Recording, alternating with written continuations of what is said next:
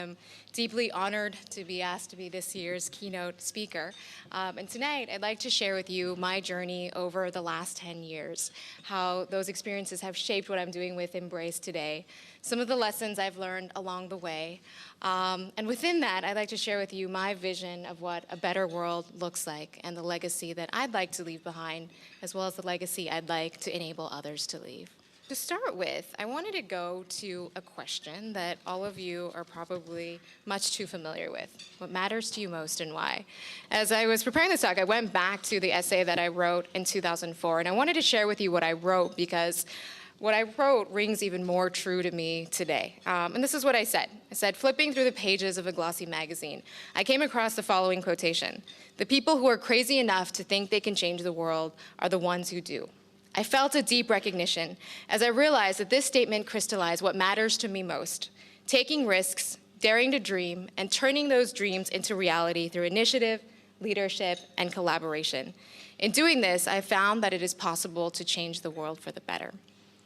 My path in trying to change the world for the better started almost 10 years ago when I was 22. I was working in a management consulting job. And I was reading the New York Times one day and came across a story that really struck me. It was about the HIV/AIDS epidemic in central China. In the 90s, millions of poor farmers contracted HIV through selling their blood. They would earn $5 a bag of blood. But the way it was collected was very unsanitary. Everyone's blood was pooled together, the plasma was separated, and then each donor was injected with the remaining red blood cells in the belief that this would allow them to donate again more quickly. As a result of this practice, in the areas that I ended up working in, 60 to 80% of the adult population was HIV positive. You hear tragedies every day in the news, but something about this one really resonated with me, and a light bulb went off. I realized that you and I and everyone sitting in this room today, we've won the genetic lottery. We are among the luckiest people in this world. But I could have just as easily been born into a different life, one in which I contracted a terrible disease through trying to earn an extra dollar for my family, one in which I was powerless to choose my own destiny. And I realized I had to do something about this. So I quit my consulting job and I joined an NGO, a startup NGO called the Chi Foundation, that was providing support to the orphans in this area by supporting their educational fees.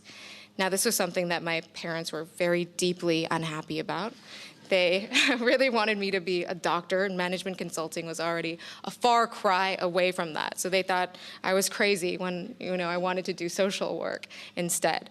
But I went forward with it, and I joined this group that was one of the only organizations that was allowed to work in these areas.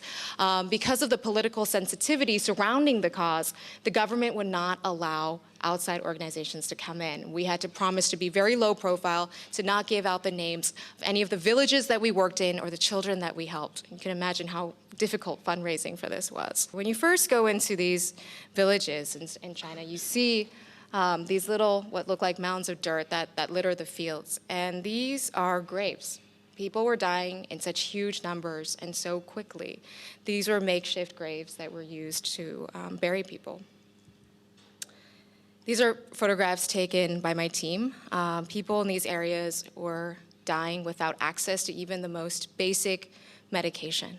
For any of you familiar with HIV/AIDS, it's a horrible, painful way to die. So not only were these people dying, their children had to watch them suffer these horrible deaths. The epidemic was wiping out an entire generation of people, leaving behind the very young and the very elderly. So oftentimes you would see a teenager who cared for her younger brother and sister. Or you see a grandparent who took care of multiple grandchildren from the same family. This is a little boy. His father is dying of AIDS, and he pushed him outside on this wheelbarrow to get him some fresh air. And this is an image that's always stuck with me. This is a little boy who's dying of AIDS. When our volunteers went to his house, his mother was crying and begging us to help him. And we said to her, "There's nothing we can do for your son, but we can help your daughter." And if you can see in the picture, her daughter is sitting right behind her on the bed. She was not HIV positive. And that was the spirit of this project, to provide hope to the survivors. I learned a lot from this experience. I think it really opened my eyes up to the suffering of the world. It made me realize that this was the path that I wanted to take, to make social impact where I could. And I learned another really important lesson, that small steps can lead to big change. I think oftentimes we see the world's problems as so vast that we feel powerless to help. But what I saw was that this tiny organization consisting of my boss, myself, and one administrative assistant, we were able to make change. In the time that I worked in this organization, we went from helping 200 to over 2,000 orphans. And in 2005, the Chinese government stepped up and announced that it would begin providing free education to all of the orphans in these areas and free medication to all HIV-positive people. So it all starts with a single step that can lead to huge change. On a more personal level, this was one of the most rewarding experiences for me within this. It was organizing an art exhibition. It's called Living Dreams in a Dying Village, where we asked children to write essays about their hopes and their dreams. And so many of them wrote about their desires to be teachers or UFO researchers. A lot of them wanted to be doctors and find the cure for AIDS, not surprisingly. And I'll just read a couple of excerpts from here. One orphan said, "I want to become a doctor because I want to do research on AIDS and its cure. I want to free the world from this terrible disease."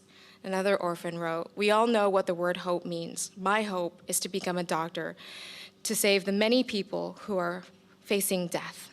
I should strive ahead and consider it as my lifelong mission to cure AIDS."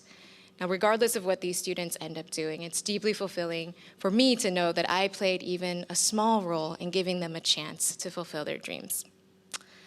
This gave me a taste of what work in the social sector was like, and I wanted to do more, but I wasn't sure what my next step was going to be. So I decided to apply to graduate school and ended up doing a joint degree at the Kennedy School, an MBA at the GSB. My first year in the Kennedy School, these are images from the Serengeti Desert in Tanzania. I went to work for the Clinton Foundation on their HIV/AIDS initiative. Tanzania is a beautiful country. It's got a population of about 40 million people and an HIV infection rate of about 5%, which is very high. It's also one of the poorest economies in the world. And my project was to help the government come up with a training program for laboratory technicians so that they could properly diagnose and monitor the disease. Sounded really boring to me when I first started, but I quickly realized how important this was. One of the Clinton Foundation's biggest contributions to this field is drastically reducing the price of antiretroviral medication. But one of the bottlenecks to getting medication to people is the right distribution systems and then laboratory technicians and equipment so that you can properly monitor and diagnose the disease and know what kinds of medications to give people. I quickly learned through my experience all the intricacies of the problem of HIV/AIDS and that you can't isolate a single part of the problem, but you must look at the entire problem together as a system. And I learned this through one experience where I was doing research at this clinic. And I was asking people about their experiences with the lab. So a woman walked out and I was asking her these questions and she kept saying to me, "I'm hungry. I've walked miles to get here and I have no food. I'm hungry." And I realized that these medications are useless if you don't have the proper nutrition. You need education alongside medication, but how do you educate people in a place where you can't talk about sex openly? And how do you expect women to ask their husbands to put on a condom when they have no voice in the household because they have no earning power and they have no education? HIV/AIDS, the problem, showed me that this touches upon so many facets of society, and again, that you have to look at the system as a whole rather than isolating individual components. Another memorable story for me as I was doing this was talking to one of my colleagues. His name was Joe. He's a Kenyan man. And I asked him what drove him to continue doing this work. And he told me the story of the first time he delivered these AIDS drugs to HIV-positive patients in Zanzibar, which is an island off the coast of Tanzania. He told me about the look in their eyes, the eager look in their eyes, and how carefully they paid attention to every one of his words, knowing that AIDS was no longer a death sentence, and knowing that hope had come. These combined experiences showed me, through these experiences, I saw many people who lost their lives and children who lost their parents because they couldn't access the right medications. And the most infuriating part of this was these are medications that exist. That's a huge injustice in my mind. So it became a personal passion of mine to try to bridge this disparity in healthcare. And I found a way for me to do that when I started at the GSB and took this Design for Extreme Affordability class in the first year. I teamed up with a group of engineers and MBAs, and we were tasked with the challenge of developing an incubator that would cost less than 1% of the cost of a traditional incubator. So we started to do research on the background of the problem. 20 million low birth weight and premature babies are born every year around the world. 4 million of these babies die within the first 28 days of their life. And one of the biggest problems they face is staying warm because they're so tiny, they don't have enough fat to regulate their own temperature. As a result, many either die or they grow up with severe long-term health problems. Traditional incubators are the most common solution to this problem. They cost up to $20,000 and require a constant supply of electricity, so they're not suitable for these areas. As a result, people resort to local solutions like placing babies under the light bulbs that you see here. But in every clinic I've been to, you hear stories of light bulbs that have shattered over the babies. Wanted to play for you the story of a woman. She lives just a couple hours outside of Bangalore, and she lost 3 of her babies. ಈಗ ಆ ಮಗು ಏನಾಯಿತು 6 ತಿಂಗಳಿಗೆ ಸುಮ್ಮನೆ ಹೊಟ್ಟೆ ನೋವು ಬರೋದಷ್ಟೇ ಸುಮ್ಮನೆ ಎಂತಕ್ಕೂ ಬರುತ್ತೆ ಅಂತ ಸುಮ್ಮನೆ ಇದ್ವಿ ಅದಕ್ಕೂ ನಾವು ಇದು ಮಾಡಲಿಲ್ಲ ಹಳ್ಳಿ ಜನದಲ್ಲಿ ಸರ್ ಹೊರಗಡೆ ಹೋಗ್ಬೇಕು ಅಂತಂದರೆ ಇದೇ ಪ್ರಾಬ್ಲಮ್ ಮನಿ ಪ್ರಾಬ್ಲಮ್ ಅದು ಮನೇಲೇ ಇಟ್ಕೊಂಡಿದ್ವಿ ಅಂದರೆ ಹಳ್ಳಿನಲ್ಲಿ ಏನು ಮಾಡೋದು ಸರ್ ಸುಮ್ಮನೆ ಕೈ ಕಾಲೆಲ್ಲ ತಣ್ಣಗಿದೆ ಅಂತ ಅಂದ್ಬಿಟ್ಟು ಏನು ಮಾಡ್ತಾರೆ ಸುಮ್ಮನೆ ಮನೇಲೆ ಇಟ್ಕೊಂಡಿರ್ತಾರೆ ಸುಮ್ಮನೆ ಬೆಚ್ಚಿ ಎಲ್ಲ ಬಿಸಿ ಅಷ್ಟೇ ಅದು ಏನು ಹಾಸ್ಪಿಟಲ್ಗೆ ತೊಗೊಂಡೋಗಿಲ್ಲ ಅದು 2 ದಿನಕ್ಕೆ ಇಷ್ಟಬೇಕು ಸರ್ ಎನಿ ಟೈಮ್ ಇರ್ಬೇಕು ನಮಗೂ ಇಷ್ಟ ಅದು ಇವಾಗ ಹಳ್ಳಿ ಜನಗೆಲ್ಲ ಒಳ್ಳೇದಾಗಬೇಕು ಅಂದರೆ ಇವಾಗ ಸಿಟಿಗೆ ಹೋಗ್ಬೇಕು ಅಂತಂದರೆ 25 ಕಿಲೋಮೀಟ್ರ್ ದೂರ ಹೋಗಬೇಕು ಈ ಕಡೆ ಹೋಗಬೇಕು ಅಂತಂದರೆ 15 ಕಿಲೋಮೀಟ್ರ್ ದೂರ ಹೋಗಬೇಕು ಅವ್ರಿಗಾಗಲ್ಲ ಇಲ್ಲ ಸೆಂಟ್ರಲ್ಲಿ ಏನಾದರೂ ಆಗ್ಬೋದು ಒಬ್ಬರು ಸಿಸ್ಟರ್ನ ಕರ್ಕೊಂಡ್ಬಂದಿದ್ವಿ ಡಾಕ್ಟ್ರು ಅವ್ರು ಬಂದು ನೋಡಿದ್ರು ಅವರು ಇಂಜೆಕ್ಷನ್ ಹುಟ್ಟಿನ ಮಗುಗೆ ಇಂಜೆಕ್ಷನ್ ಏನು ಕೊಡೋಲ್ಲ ಅದಕ್ಕೆ ನೋಡೋಣ 2 ದಿನ ಏನೋ ಇದ್ದರೆ ಹಾಸ್ಪಿಟ್ಲಿಗೆ ತೊಗೊಂಡು ಬನ್ನಿ ಅಂತ ಹೇಳ್ತಾಯಿದ್ರು ಆದರೆ ಆ ಮಗು ಬದುಕಲ್ಲ ಅಂತ ಅಂದ್ಬಿಟ್ಟು ಸ್ವಲ್ಪ ಅವ್ರಿಗೆ ಗೊತ್ತಾಗಿತ್ತು ಉಳಿಯಲ್ಲ ಅಂತ ಆಮೇಲೆ ನಮ್ಮ ಯಜಮಾನ್ರು ಏನು ಮಾಡಿದ್ರು ಒಂದು ಬಾಕ್ಸ್ ಇತ್ತು ಸರ್ ನಮ್ಮ ಮನೇಲಿ ಆ ಬಾಕ್ಸಲ್ಲೇ ಸ್ವಲ್ಪ ಗ್ಲಾಸ್ ಇತ್ತಿದ್ದು ಅದರೊಳಗಡೆ full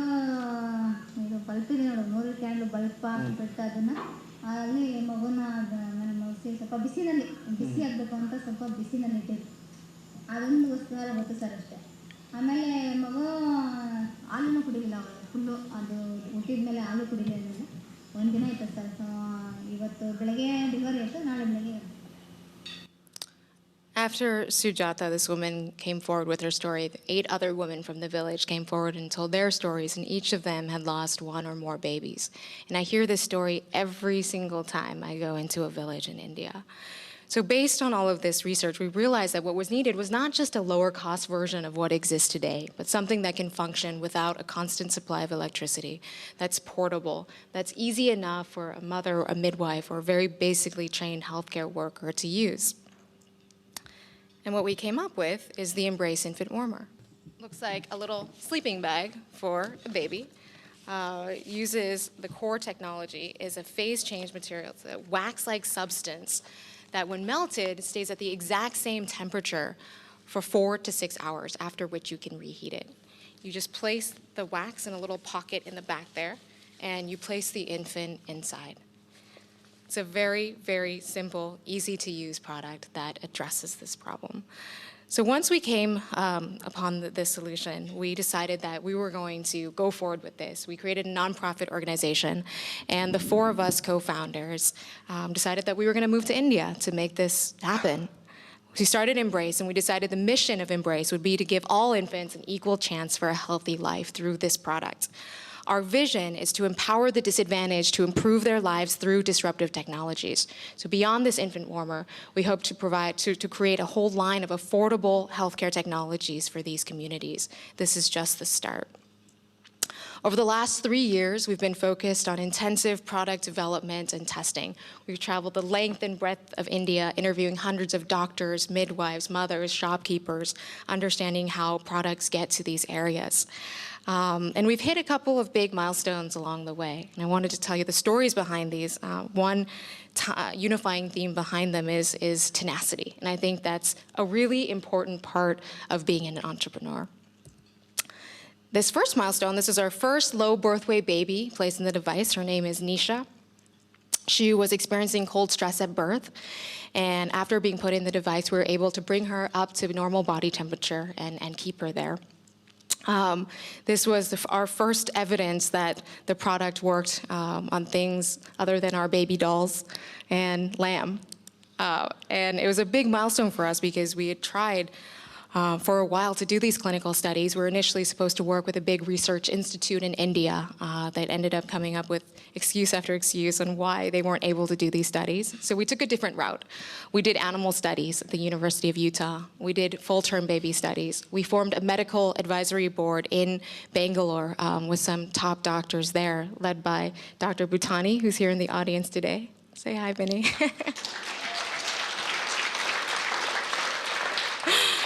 Dr. Bhutani has been absolutely critical in this work. And through that, we've completed a phase 1 clinical study, and we are now in the middle of a phase 2 multi-center study. We have over 60 babies enrolled in the study. And just a couple weeks ago, we started a study right here at Lucile Packard Children's Hospital at Stanford. Another big milestone for us was last winter signing a global distribution partnership with GE Healthcare. GE will be purchasing units from Embrace and distributing to developing countries all around the world through their Health Imagination campaign, in which they're trying to increase access to healthcare through low-cost devices. This is a picture of Embrace in their annual report. And similarly here, we faced many, many dead ends with GE. We were in negotiations with them for a year before this deal was struck. And finally, one of our advisors said, I'll set up a meeting with Jeff Immelt. Why don't you guys meet with him directly? And within an hour, he had agreed to be our global distribution partner. Our biggest milestone yet was launching the device just last month. This is Little Flower Hospital, the first hospital where we installed a unit.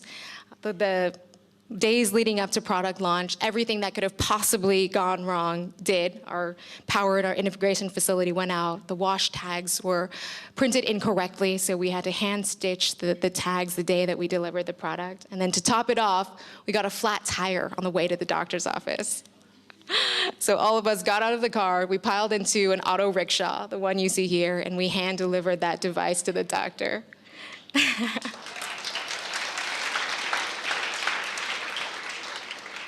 It was a very symbolic experience, as if to say, nothing's going to stop us. We're going to do this no matter what. And the baby you see here is the first baby that they placed in the device. Over the next year, we plan to scale this throughout India, and then we want to scale this globally as quickly as we can. Every day, we get requests from people all over the world asking, when can we buy these infant warmers? Yesterday, it was the Democratic Republic of Congo. The day before, it was Nigeria. So we definitely hope to scale this as quickly as possible. Beyond the warmer and beyond saving the lives of infants, the long-term social impact that we hope to have here is reducing population growth. It turns out as infant mortality goes down, population sizes also decrease because people start having fewer and fewer children, not anticipating their kids are going to die. Beyond the warmer, we also hope to provide educational materials on newborn health that go beyond hypothermia. And then, as I said, we're eager to start creating new products for these communities. I want to go back to the story of Sujatha. A really important part of doing this work for me is empowering women to save their children. I've traveled to a lot of villages in India, and one thing I know for sure is that a woman, no matter how impoverished, no matter how poor, will go to any length to save her baby. When we took the product to Sujatha's village, when it was completed and we showed it to her, she began to cry. And you could see how deeply she still felt this pain, even though her babies had died 8 years ago. And she kept saying to us, if I had this, maybe I could have saved my babies. And that one line was so powerful to me because it embodies why we do this work. It's to save babies and to empower women like Sujata to save their children, because these children are their legacy. It is in these children that they are placing all their hopes and all their dreams for a better tomorrow. This is a picture of the Embrace team. My co-founders are the most talented, dedicated, and passionate people I've ever met. They include Rahul Panikkar, who's here in the audience today. Say hi, Rahul. Rahul is a PhD in electrical engineering. Nagmurthy, who is an aerospace engineer, and Linus Liang, who was a master's in computer science and formerly started 2 companies before beginning Embrace. And all of them have dedicated their lives to helping others. So it's just incredible. I learn from them every single day. Beyond the founding team, we've now expanded to about 25 people. And I believe that a good team can do anything. I think if you have a strong team, you can accomplish anything. I think one of the things that makes our team strong is that we are united by one common vision. That vision to save babies and to empower the disadvantaged. It's really exciting to see that value instilled in every person in the team. And my job as the CEO is to move everyone forward in one common direction, and to empower people to achieve their full potential so that they can enable Embrace to succeed. One of the things I've realized is really important in building a good team is instilling it with core values and being very deliberate about the culture that you want to have within the organization. All these classes about culture in business school I kind of cast off as fluffy, but it turns out it's actually pretty important. And the core values that we've defined for Embrace are a passion to change the world for the better, boldness and innovation, and empathy and respect, being able to stand in the shoes of the people that we're trying to help. To commemorate our product launch, I asked everyone to write a paragraph about what Embrace means to them. And it was so touching to see what they wrote, because you could see these values coming up over and over again, and the idea of the vision and the team that we have here. And I will read just one excerpt that really embodies the spirit of what everyone wrote.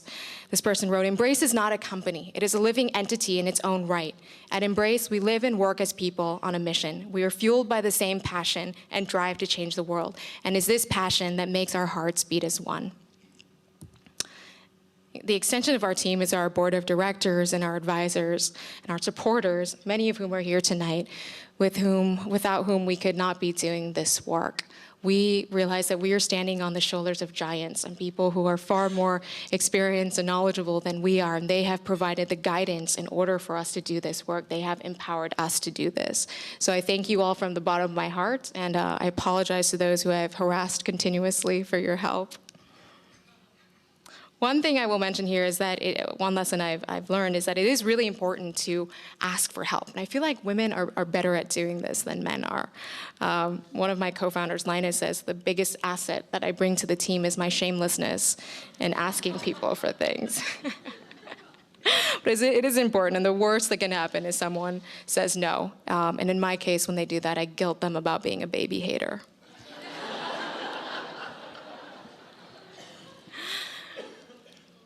Outside of Embrace, it's exciting to me that we can inspire others to pursue similar paths with their lives. These are pictures of children from Australia, Los Angeles, Germany, who have contributed to Embrace in their own ways. And to the extent that we can inspire a new generation to create change, to make social impact, and to make the world better in their own ways, then we know that our impact extends beyond Embrace. So I come to the last part of my talk. Many of you are graduating this year and embarking on the next journey, the next phase of your journey. And I wanted to pass on some of the lessons I learned. And to preface this, I want to say I still am learning every single day. Embrace is the biggest challenge that I've ever undertaken. And it's exciting because I get stretched to my full potential every day, and might be a little too much learning at times. But my first lesson, my first learning is to do what you're passionate about. Find what moves you, what excites you, and take the risk. Go for it. I love this quote from Paulo Coelho from The Alchemist. It says, "When you want something, all the universe conspires in helping you to achieve it." And I absolutely believe that. The second lesson is that people are inherently good. I get to see this every day in my work, the true altruism of all the people who help us so selflessly. And as a leader, it's a great premise to start from, thinking that people always have the best intentions. This is a lesson that one of my co-founders has taught me. He gives everyone the benefit of the doubt, and so people in turn give him the benefit of the doubt. And it goes towards fostering an environment of trust and collaboration.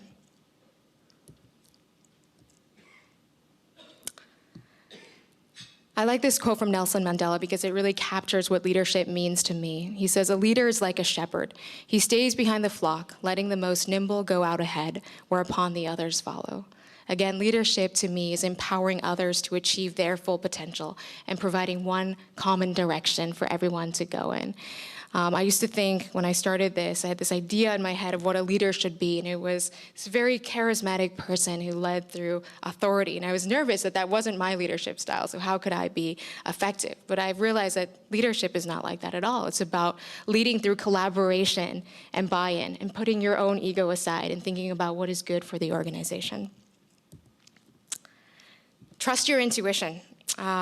This is something I'm still learning to do, and something I think I've seen is more difficult for women to do than men.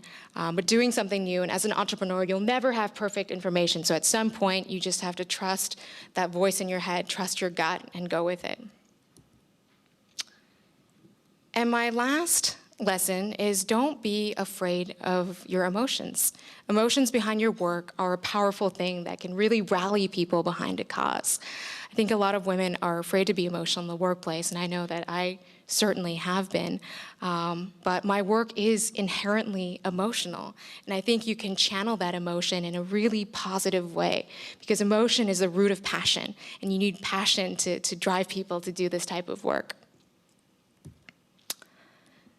So I leave you with two thoughts. The first is, how can I make the world just 1% better?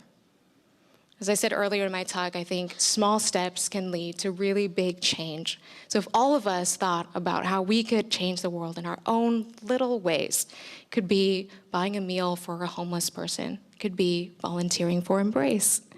But what can we do to make the world just a little bit better? And I think by doing this, we can change the world in a really big way. And my last slide here is of a cathedral. I heard this analogy at a conference, and I really liked it. The great cathedrals of Europe took centuries to build. The people who spent their lives working on them knew that they would never see the fruits of their labors, that their children wouldn't, and oftentimes their grandchildren wouldn't. So why were they doing this? There was something far greater driving them. There's a greater purpose. So I ask everyone here, what is the cathedral that you want to build? What is the legacy that you want to leave?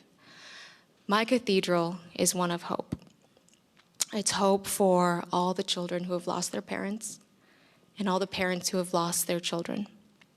My cathedral is a place where babies no longer die from being cold, where people no longer die from preventable causes, and where every person has the ability to choose their own fate.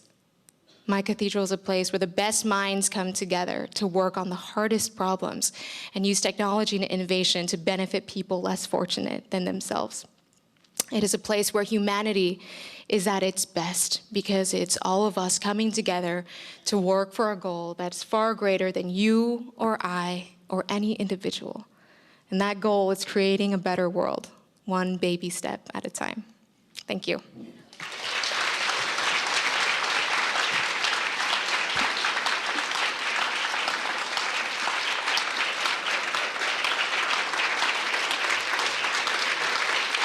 Thank you.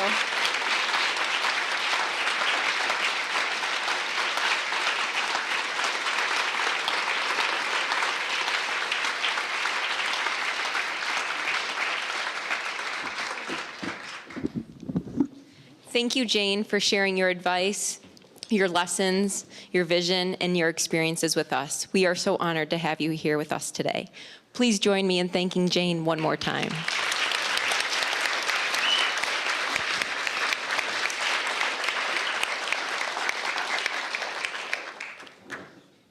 We would now like to present the 4th Annual Women in Management Achievement Award to an extraordinary female of the 2nd year class. I'd like to welcome Nipur Shrivastava, who nominated our winner this year, Miss Tia Gao.